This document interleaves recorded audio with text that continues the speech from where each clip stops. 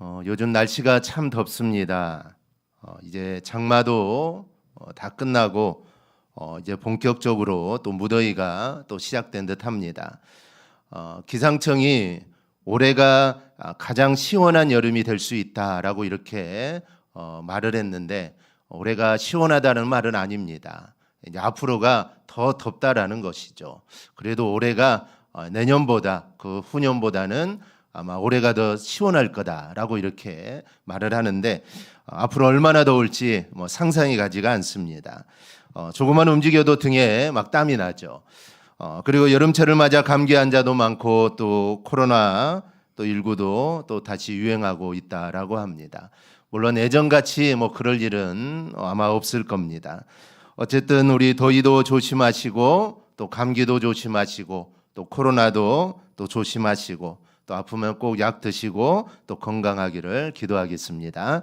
우리가 코로나 팬데믹을 거치면서 참 다양한 경험들을 했습니다. 그 중에 하나가 이 답답함입니다. 우리가 무언가에 갇혀 있다는 것은 참 생각만 해도 너무나 이 답답합니다. 그런데 이 갇혀보지 않은 사람은 갇혀 있는 게 얼마나 답답한지 잘 모르죠. 그런데 이 코로나 때문에 우리가 원하지 않게 또 갇혀 있는 생활들을 아마 경험해 보았을 겁니다. 길게는 2주, 또 짧게는 1주 동안 집안에 갇혀서 아마 생활해 보신 분들이 많을 겁니다. 어떤 사람들은 너무나 이게 답답해서 집 밖으로 나가 한 바퀴 좀 돌고 오신 분들도 있습니다. 그러나 코로나 초기에는 아예 밖을 나가지 못했습니다. 그래서 오로지 2주를 방 안에서 생활을 했죠. 그래서 너무나 답답해가지고 잠깐 밖에 나가면 또 핸드폰 위치 추적에 걸려서 또 동선을 다 또 공개해야 합니다. 그러다 보니 아예 밖에 나가지를 못했습니다. 그래서 참 죄인 아닌 죄인 같은 생활을 우리가 했습니다.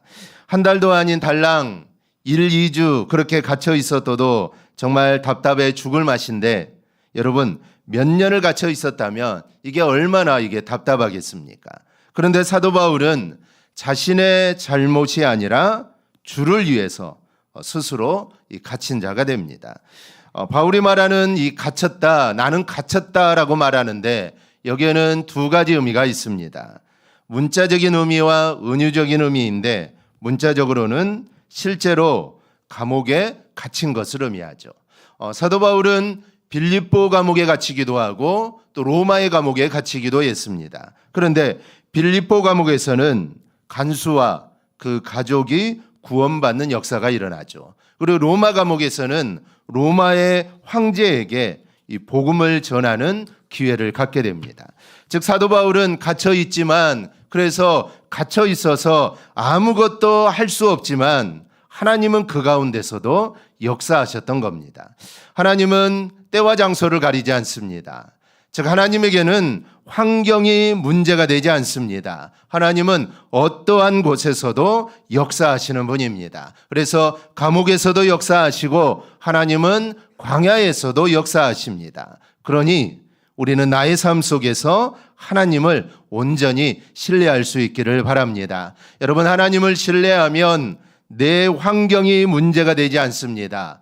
그 환경 속에서 역사하실 하나님을 기대하기 때문이죠. 여러분 하나님이 어떻게 역사할지는 여러분 아무도 모릅니다. 바울이 빌립보 감옥에 갇혀 있으면서 간수와 그 가족을 구원할 거라는 생각은 아마 하지 못했을 겁니다. 하지만 하나님은 이미 계획을 세워놓으신 것이죠. 그래서 사도 바울 일행은 기도하고 찬양할 수 있었던 겁니다. 즉 감옥 안에서도 역사하시는 하나님을 기대했기 때문이죠. 그 방법은 알 수 없습니다. 하지만 반드시 하나님의 뜻이 있음을 알았기에 그들은 감옥에서도 찬송하고 기도할 수 있었던 것이죠. 우리도 사도 바울처럼 늘 하나님을 온전히 신뢰하며 살아가기를 축복합니다. 하나님이 나의 삶을 어떻게 인도하실지 모릅니다. 하지만 아는 게 있죠. 하나님은 반드시 선하게 인도하신다라는 겁니다. 이 사실을 잊지 말고 우리가 늘 하나님의 인도하심을 받으며 어떤 환경 속에서도 오늘 사도 바울처럼 기도하고 또 찬양하며 살아가기를 축복합니다. 또 하나는 은유적인 표현인데 그리스도에게 사로잡혀서 그리스도의 뜻을 따라 살게 된 것을 의미합니다. 바울은 복음을 위해 자신의 모든 것을 포기했습니다. 결혼도 하지 않았고 개인의 삶도 다 포기를 했죠. 그리고 지금까지 자랑했던 모든 것들을 다 버렸습니다. 바울이 말한 대로 정말 그리스도의 종이 된 것이죠. 예수님의 포로가 되어 정말 평생을 하나님을 위해 갇힌 자로 살았습니다. 오늘 우리에게도 이런 사도 바울과 같은 마음이 있기를 바랍니다. 우리도 예수 그리스도에게 우리도 사로잡혀 살아야 합니다. 그래서 예수님이 나의 모든 것이 되어야 하고 예수님이 나의 전부가 되어야 하고 예수님이 내 삶의 이 목적이 되어야 합니다. 제가 좋아하는 찬양 중에 내 삶의 이유라라는 이 찬양이 있습니다. 그 가사를 보면 예수는 내 힘이요 나의 기쁨 내 참 소망 그 이름의 생명이 내 삶의 이유라라는 이 가사가 있습니다. 즉 예수님이 내 힘이고 예수님이 내 기쁨이고 예수님이 나의 소망입니다. 그리고 예수님이 내가 살아가야 할 이유가 바로 예수님의 이름에 있습니다. 우리 모두 꼭 이렇게 살아갈 수 있기를 바랍니다. 오늘 바울은 빌레몬에게 보내는 편지 인사말에서 자기 자신을 그리스도 예수를 위하여 갇힌 자다라고 소개를 합니다. 우리는 이 한마디 속에서 믿음의 용기를 우리는 발견할 수 있습니다. 여러분, 어느 누가 자신을 소개할 때 감옥에 갇힌 자라고 여러분 소개하겠습니까? 어느 누가 만약 누군가가 자신을 나는 감옥에 갇힌 자였다. 나는 감옥에서 10년 아니 15년 동안 어떤 죄로 인해 내가 감옥살이를 하다가 내가 나왔다라고 누군가가 자신을 소개한다면 모두가 그 사람 주위를 피할 것입니다. 그런데 사도 바울은 자신 있게 당당하게 나는 갇힌 자다라고 이렇게 소개를 하죠. 그런데 누구를 위해 갇힌 자입니까? 바로 예수 그리스도를 위해 갇힌 자입니다. 그래서 사도 바울은 이를 자랑스럽게 여기고 이야기하며 자신을 소개합니다. 오늘 이 시간은 이 바울의 이 용기를 우리도 이어받아야 하는데 그래서 우리 마음에 새겨야 할 그 교훈들을 우리가 함께 좀 찾아보려고 합니다. 첫째, 바울은 예수 그리스도를 위해 갇혔습니다. 교도소나 감옥은 이 정상적인 사람은 찾아볼 수 없는 곳입니다. 감옥은 죄 지은 사람들이 그 죄에 따라서 일정 기간을 지내는 이 작은 공간이죠. 하루 종일 갇혀 있는 것은 아니지만 일단 갇혀 있다라는 것 자체가 바로 이게 형벌입니다. 그런데 죄를 짓고 갇혀 있는 사람들이 참 많습니다. 하지만 그렇게 많은 죄수들 가운데 남을 위하여 갇힌 사람은 없습니다. 물론 조폭들 중에는 조직을 위해서 대신 들어가서 이 감옥살이를 하는 사람들도 있지만 사실 그것도 다 자신들이 지은 죄 때문에 들어간 것이죠. 그런데 바울은 옥중에서 나는 예수 그리스도를 위하여 갇혔다라고 이렇게 말을 합니다. 이 바울 일행이 빌립보 감옥에 갇힌 것은 피할 수 없는 일이었습니다. 하지만 이 로마 감옥행은 얼마든지 피할 수가 있었습니다. 바울이 마지막으로 이제 예루살렘으로 올라가기 위해서 밀레도에서 고별 설교를 마치고 이 가이사라에 이르렀을 때 이 빌립 집사 집에서 며칠간을 쉬게 됩니다. 이때 아가보라는 한 선지자가 유대로부터 내려와서 이 바울의 띠를 가져다가 이렇게 예언을 하죠. 성령이 말씀하시되 예루살렘에서 유대인들이 이같이 이 띠 임자를 결박하여 이방인의 손에 넘겨주리라. 이 아가보의 예언입니다. 이 선지자의 예언이죠. 이 말씀을 보면은 넘겨주리라라는 말씀이 있는데 이 단어가 똑같이 사용된 적이 있습니다. 바로 예수님께서 십자가의 죽음 전에 대제사장들과 서기관들이 자신을 이방인들에게 넘겨주겠다라는 말을 하셨는데 이때 주님이 말씀하신 넘겨주어라는 단어가 오늘 이 단어와 이 완전 동일한 단어입니다. 이렇게 동일한 단어를 쓴 이유가 있습니다. 즉 예수님께서 유대인들에게 버림받고 또 이방인들에게 넘겨져서 말로 할 수 없는 고난을 받은 것과 마찬가지로 오늘 사도 바울이 로마로 올라가게 되면 이방인들에게 넘겨져서 정말 말로 할 수 없는 고난을 받게 될 거다라는 것을 말하는 겁니다. 여러분, 주님이 얼마나 큰 고난을 당했습니까? 주님이 당한 고난은 말로 할 수 없죠. 그런데 사도 바울이 지금 로마로 올라가면 바로 결박되어서 이와 같은 고난을 당하게 될 거다라는 것이죠. 여러분, 이 고난은 그냥 고난이 아닙니다. 목숨을 내어놓아야 할 고난입니다. 그리고 이것은 거짓이 아니죠. 이 말 그대로 나중에 모두 다 이루어집니다. 그러자 그곳에 모인 모든 사람들이 사도 바울을 붙잡으면서 올라가지 말라면서 울면서 권면을 합니다. 하지만 바울은 이렇게 말하죠. 여러분이 어찌하여 울어 내 마음을 상하게 하느냐. 나는 주 예수의 이름을 위하여 결박당할 뿐 아니라 예루살렘에서 죽을 것도 각오하였노라. 사도 바울은 이미 사명을 위해 죽을 각오가 되어 있었던 것이죠. 그래서 내가 로마로 올라가서 내가 정말 죽는 한이 있더라도 나는 로마로 올라가서 하나님이 나에게 주신 이 사명을 내가 끝까지 감당하겠다라는 그 마음이 이 사도 바울에게 있었던 겁니다. 그래서 알면서도 얼마든지 피할 수 있었음에도 굳이 예루살렘에 올라가 예수 그리스도의 복음을 위하여 스스로 갇힌 자가 된 것입니다.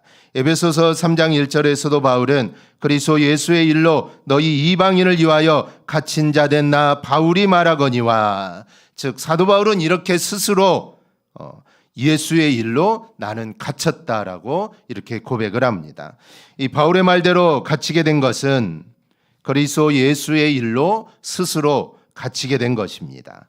그리스도 예수의 일로 갇힌 자다, 이 말의 헬라어의 의미는 그리스도 예수의 죄인, 그리스도 예수를 위한 죄인이라는 의미가 있습니다.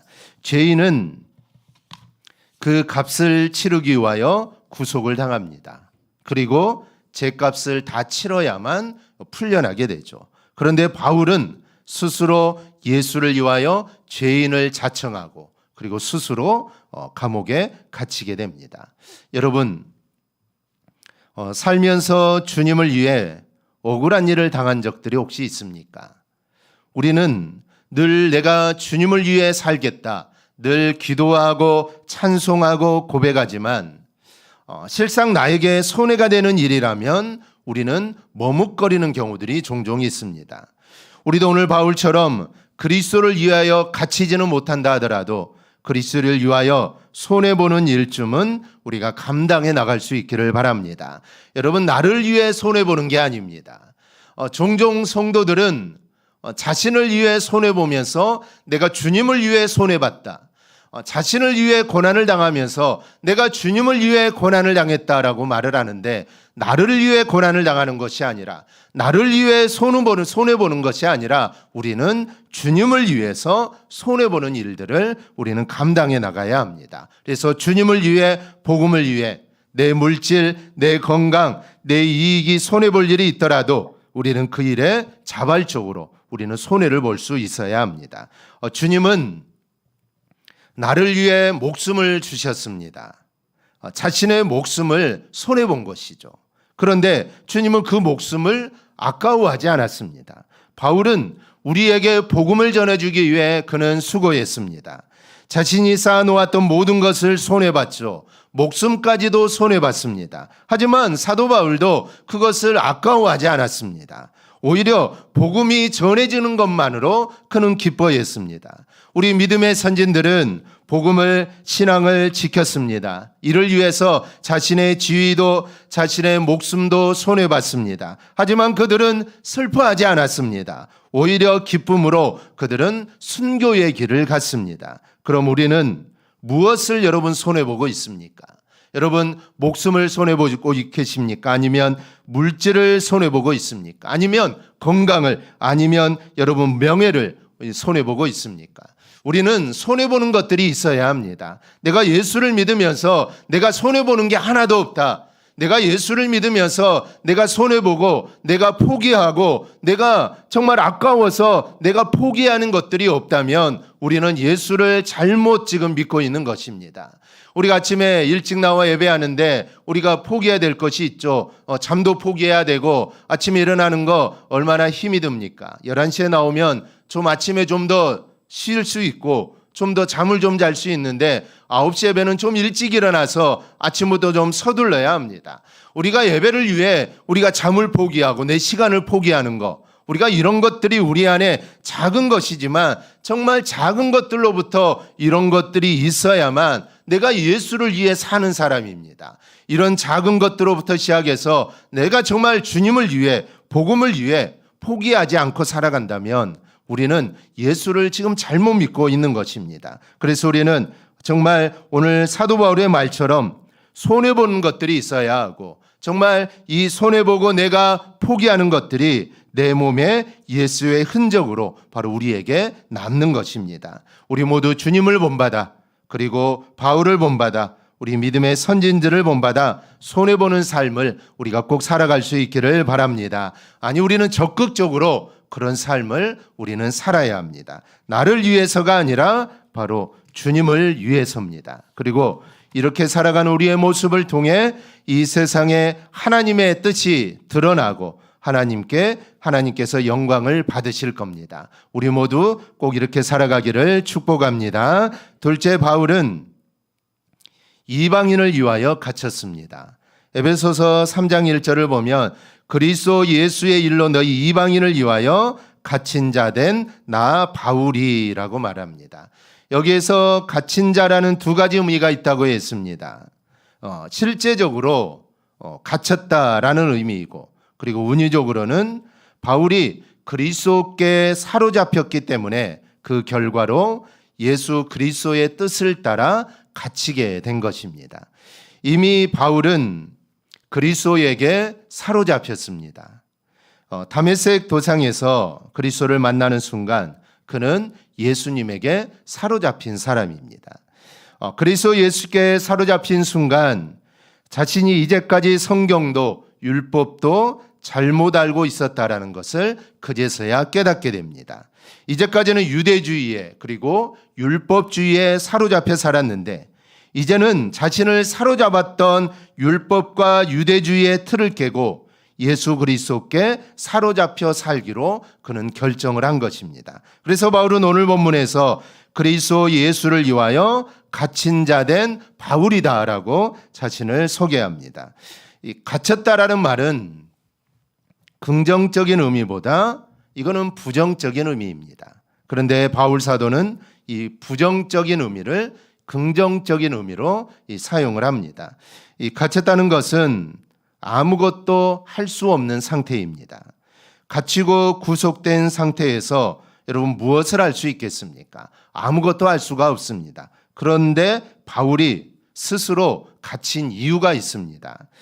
바울은 자신이 갇혔다는 용어를 사용한 것을 이방인을 위하여 내가 갇혔다라고 아주 분명하게 드러냅니다. 바울은 스스로 갇혔는데 그 이유는 이방인들을 위해서 그는 스스로 갇힌 겁니다.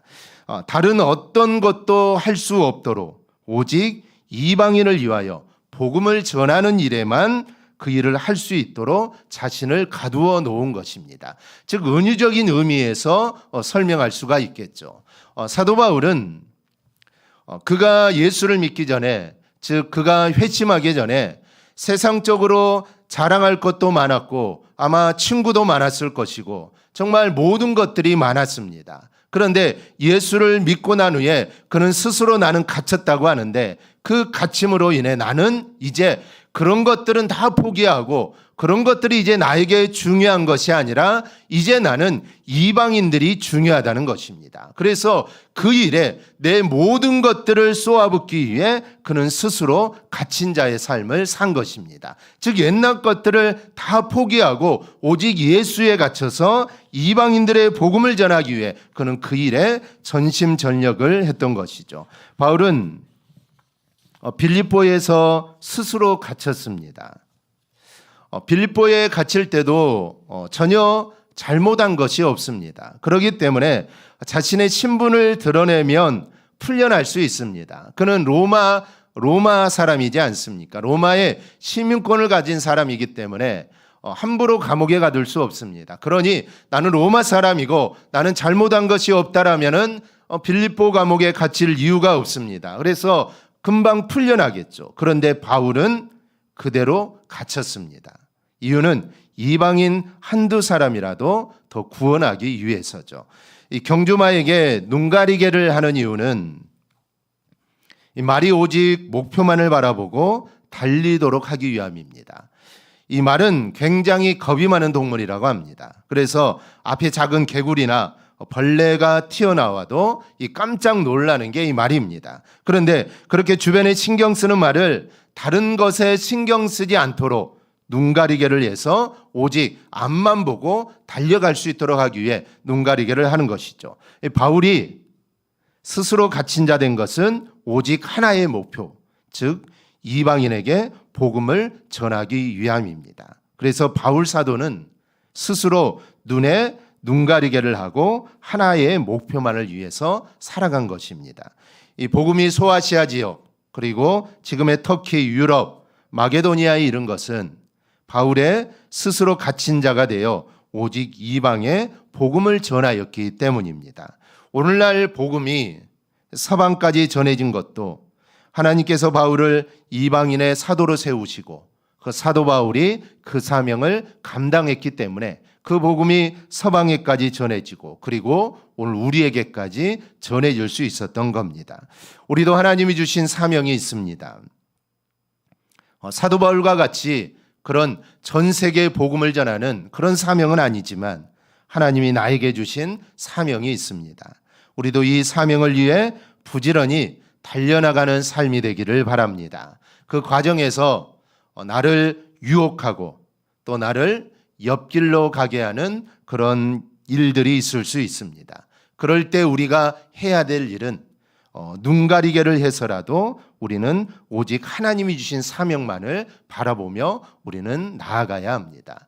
우리를 유혹하는 일들이 있는데 그런 일들이 있음에도 알고 우리가 그냥 눈가리개를 하지 않고 여기도 보고 저기도 보면서 나아가는 것은 하나님의 사명을 감당할 수도 없는 것이고 그렇게 해서는 절대로 하나님을 향하여 우리는 나아갈 수 없습니다. 그렇기 때문에 우리는 눈가리개를 해야 합니다. 그래서 우리를 유혹하는 것들을 차단하고 우리가 하나님이 주신 사명만을 바라보며 나아가기 위해 우리를 유혹하는 것들을 모두 다 가려버리고 하나님을 향하여 우리는 온전히 나아가야 합니다. 그럴 때 하나님이 주신 사명을 우리가 감당할 수 있게 됩니다. 셋째는 사도 바울은 갇힌 것을 자랑했습니다.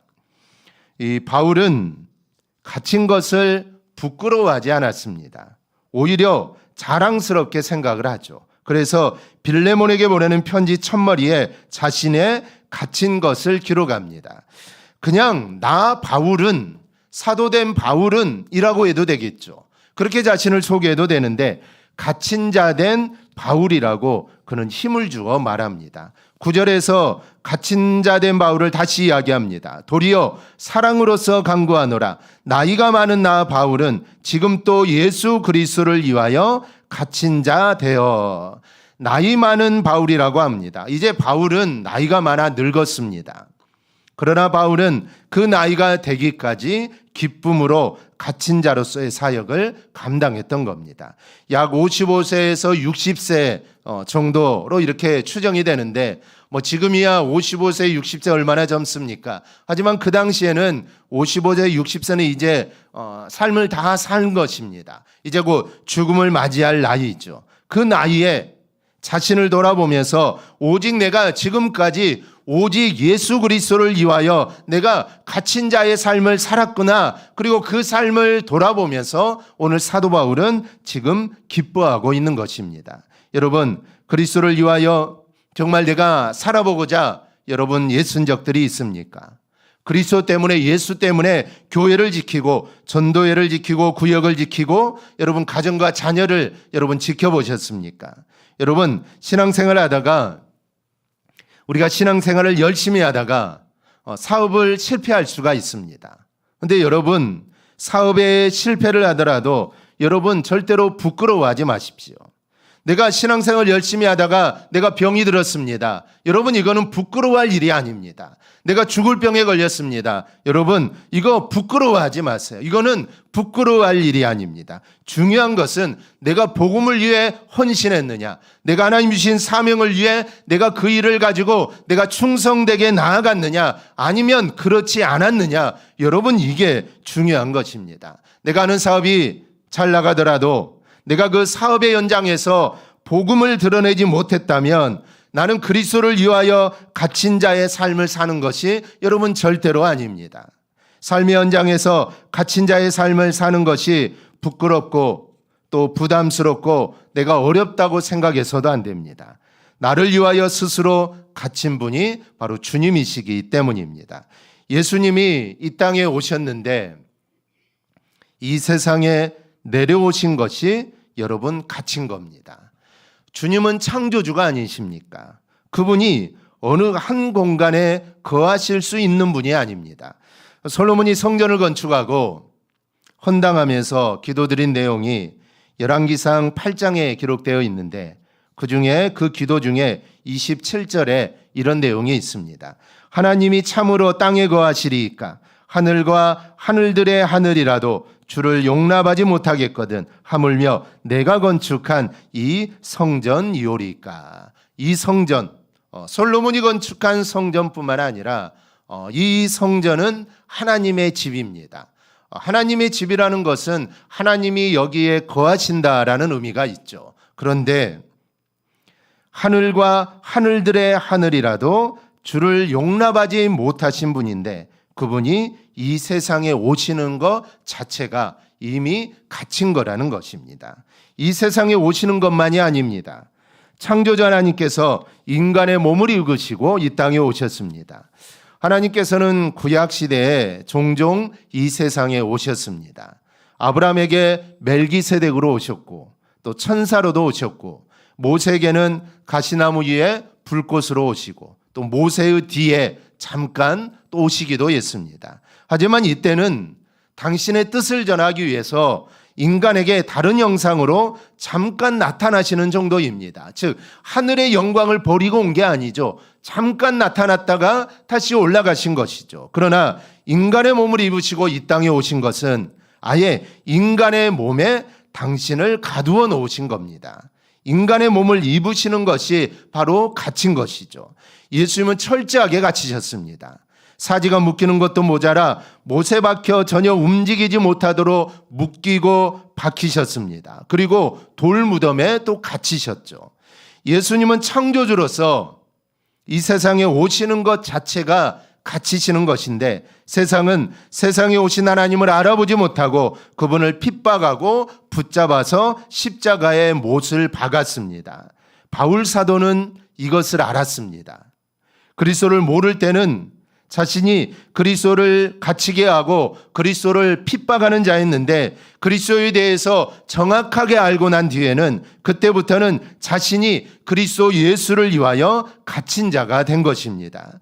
그리스도를 본받은 바울은 자신도 자신이 할 수 있는 선에서 최선을 다하여 주님을 본받는 삶을 살았던 것입니다. 그래서 결혼을 하지 않았고 오직 복음 전도에 자신의 모든 삶을 드렸던 것입니다. 그리고 주님께서 우리를 구원하기 위하여 자신을 이 세상에 갇히고 사람들에게 갇히고 또 무덤에 갇힌 것처럼 바울도 그렇게 주님을 위해 갇힌 삶을 살았던 겁니다. 그 갇힌 삶을 통하여 많은 사람들을 주님께로 인도했던 겁니다. 여러분, 우리도 갇힐 수 있어야 합니다.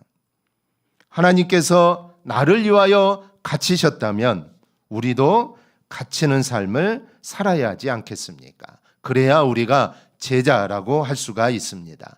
이 그리스도를 본받아라는 책이 있습니다.